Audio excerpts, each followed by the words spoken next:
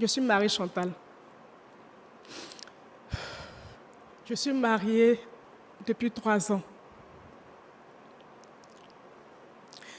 J'ai rencontré mon mari un jour sur la route du marché. Je partais faire mon marché.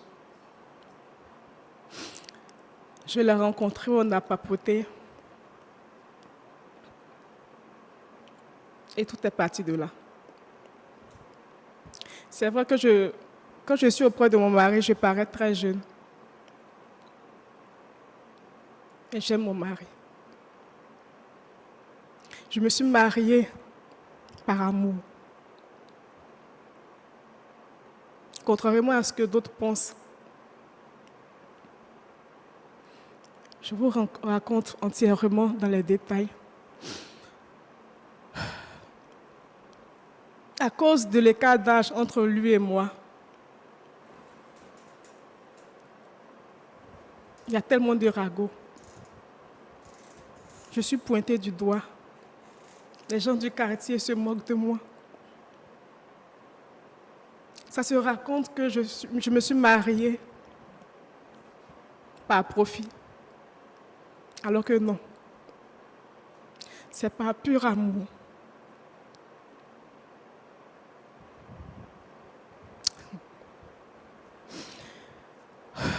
Depuis que je suis rentrée dans ce foyer, au départ, tout allait bien.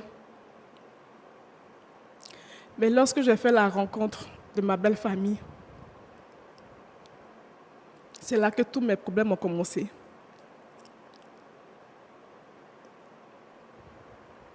Ma belle famille prend des rendez-vous pour venir chez moi à la maison à n'importe quelle heure. Si c'était pour venir manger, c'était bon, mais pour venir me battre à 100. La dernière fois, je me suis retrouvée à l'hôpital avec l'épaule cassée. Quand vous dites votre belle famille, je veux dire, c'est un peu vaste. La belle famille, il y a beaucoup de membres. Les sœurs de mon mari. Okay. Les frères de mon mari. Quel que soit tout ce que je fais, personne ne m'aime.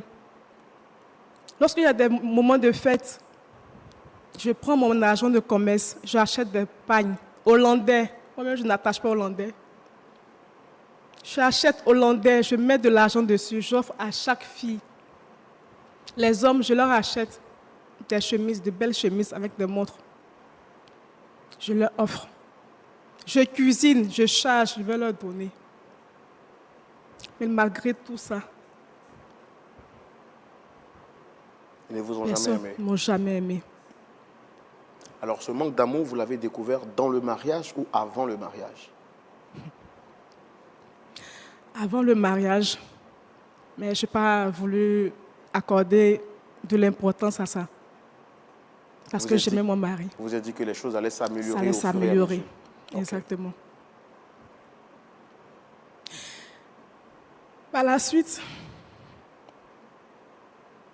un beau matin, je découvre que mon mari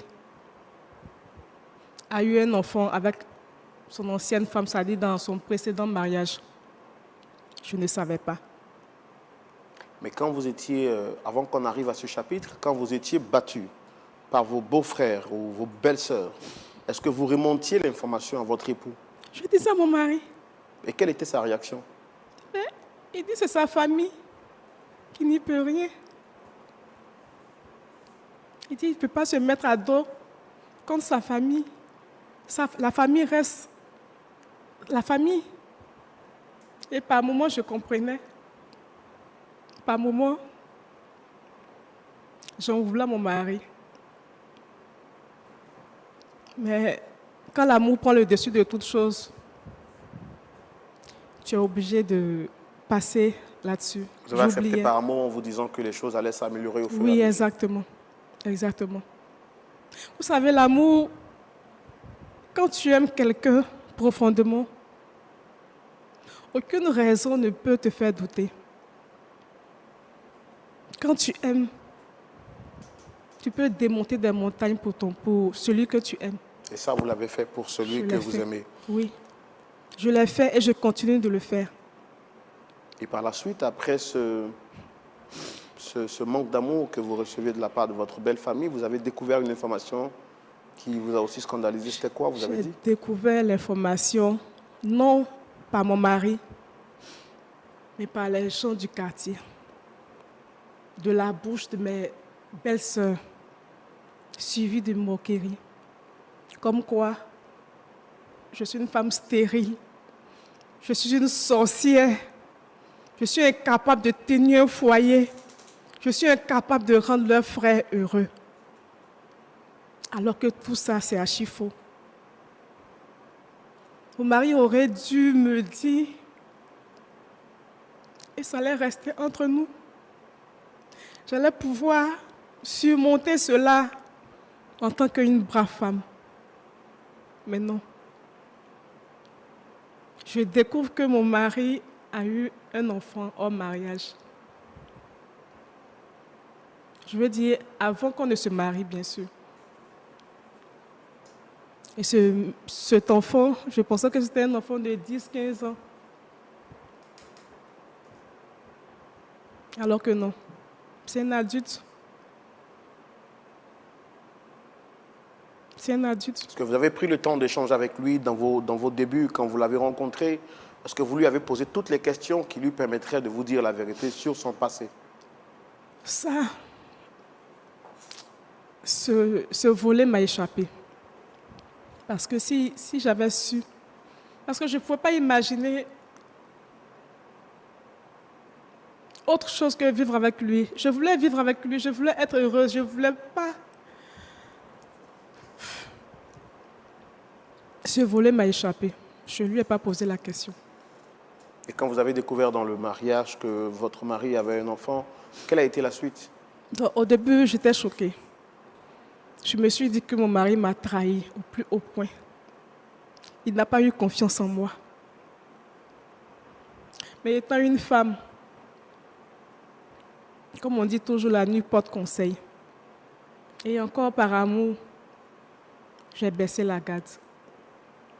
Et j'ai demandé à mon mari de faire rentrer l'enfant à la maison.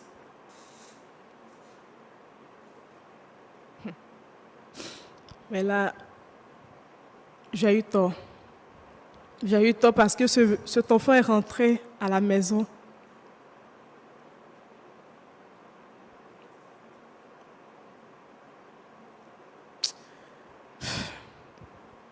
C'est difficile, monsieur. C'est difficile parce que ce jeune homme, chaque jour que Dieu fait, il me bat. Il m'humilie. Il me bat au point où il me déshabille dehors devant les voisins. Les voisins m'ont vu. Ils ont vu ma nudité. Chose que mon mari n'a jamais fait. Cet enfant s'arrête au beau milieu de la route, me traite de méchante, de sorcière, de femme stérile, de n'importe quoi. Des choses qu'on ne peut pas dire à une femme. Cet enfant le fait. Mais malgré tout ça, j'attrape mon cœur, comme on le dit, pour garder mon foyer. Avez-vous déjà remonté cette information à votre mari? Mon mari est au courant de tout. Mon mari est au courant de tout. Quand j'insiste, il me dit que c'est son fils qui ne veut pas le jeter dehors. Il ne peut pas régner son sang reste son sang. Et moi dans tout ça?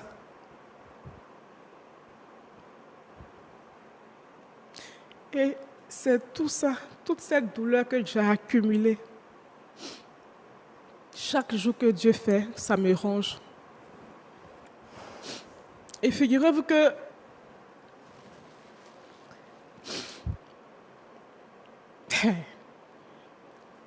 il y a un chapitre très important que je n'ai pas égrené. Mon mari a fait un AVC. Heureusement pour lui que ce jour-là, j'étais assise là, sinon le monsieur mourrait. Et là, ça allait être le pire cauchemar de ma vie.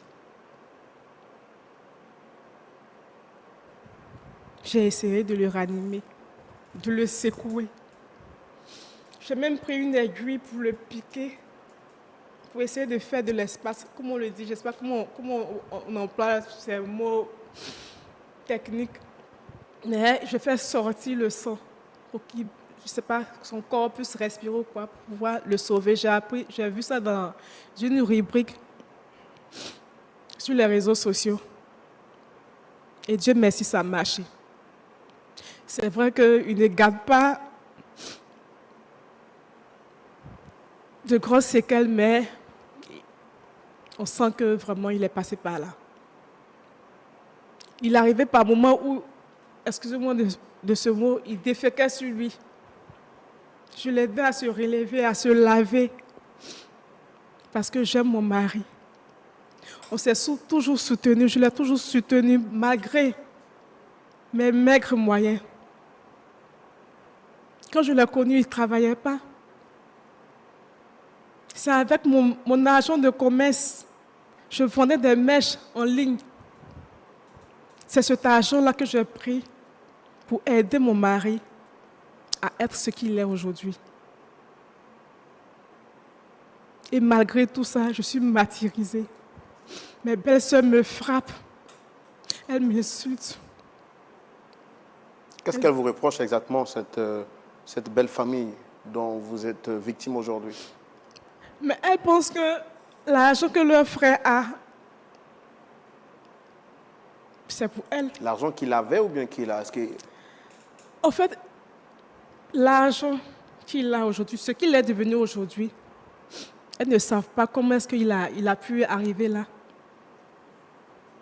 Je n'ai jamais dit. C'est mon argent, mes économies, j'ai donné à ce monsieur pour relever son entreprise. Aujourd'hui, dans quel état se trouve votre mari alors que vous êtes avec nous sur ce plateau?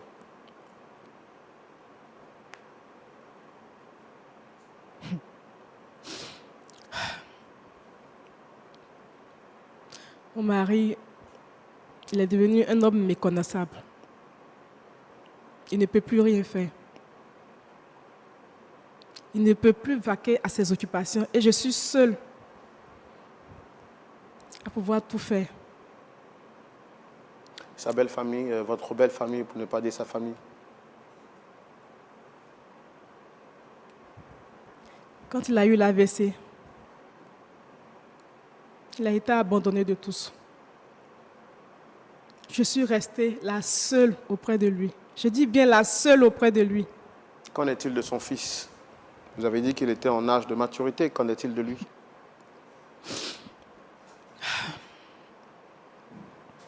Ce fils, on l'a fait venir pour qu'il puisse aider son père à se mouvoir, à vaquer à ses occupations, mais lui-même, c'est la merde. C'est la merde. Comment tu peux regarder la femme de ton papa droit dans les yeux et puis l'injurier, l'humilier? Jusqu'à présent, je ne comprends pas. D'accord. Donc, je comprends que d'un côté, vous êtes martyrisé par votre belle famille. De l'autre côté, le fils de votre mari vous mène aussi la vie dure et vous souhaitez les rencontrer sur ce plateau. Exactement, c'est pourquoi? En fait, je suis fatiguée. J'ai tout supporté, je suis fatiguée. Et en même temps, je suis tiraillée par l'amour que j'ai pour mon mari. Je ne sais pas si je dois le laisser. Si je dois abandonner mon foyer et partir, recommencer tout à zéro. Ou rester pour encore supporter, continuer à supporter ces injures, ces méchancetés venant de son fils, de ses parents. D'accord. Ici, quand on vient, ce n'est pas pour se poser des questions, c'est pour avoir des solutions. Qu'est-ce que vous souhaitez que l'émission Point d'accord vous apporte? Parce que si vous voulez vous poser des questions, vous ne venez pas ici. Si vous êtes ici, c'est parce que vous espérez avoir une solution, oui ou non? Exactement. Qu'est-ce que vous attendez de l'émission Point d'accord? Qu'est-ce qu'on peut faire pour vous, madame? En tout cas, je crois en Dieu. Et Point d'accord, c'est une émission chrétienne. Je crois fermement